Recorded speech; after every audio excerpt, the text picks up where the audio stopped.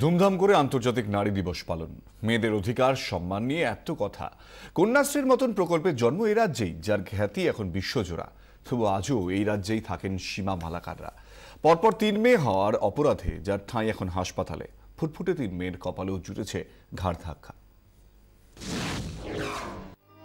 কোল আলো করে তিনটি সন্তান, 3টি মেয়ে, আর এটাই অপরাধ। শাস্তি হিসেবে বেধড়ক পিটিয়ে শ্বশুর বাড়ি থেকেই বের করে দেওয়া হলো সীমা মালাকারকে। মায়ের সঙ্গেই বাড়ি ছাড়া পলক, পায়েল, পিউরাও।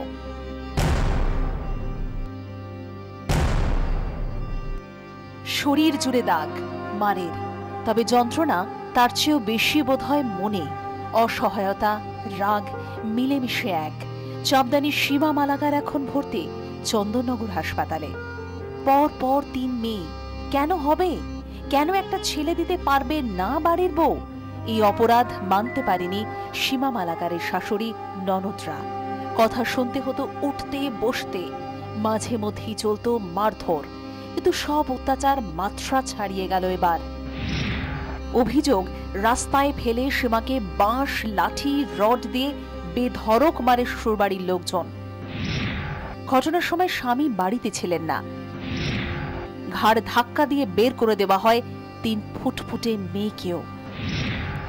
সন্তান সহ মায়ের ঠাঁই এখন চন্দননগর হাসপাতালে।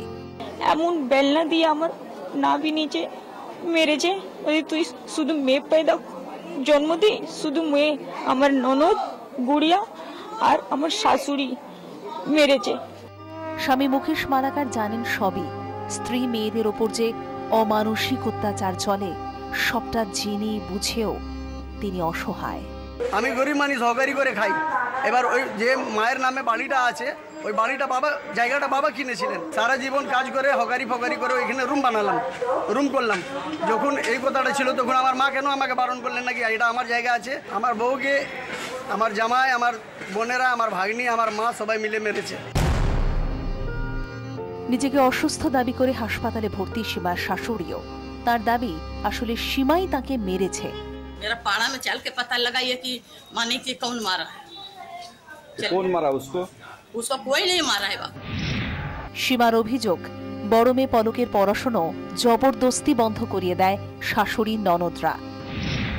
স্কুলে ভর্তি করালেও মেয়ে হওয়ার অপরাধে জোর করে ছাড়িয়ে দেওয়া হয়।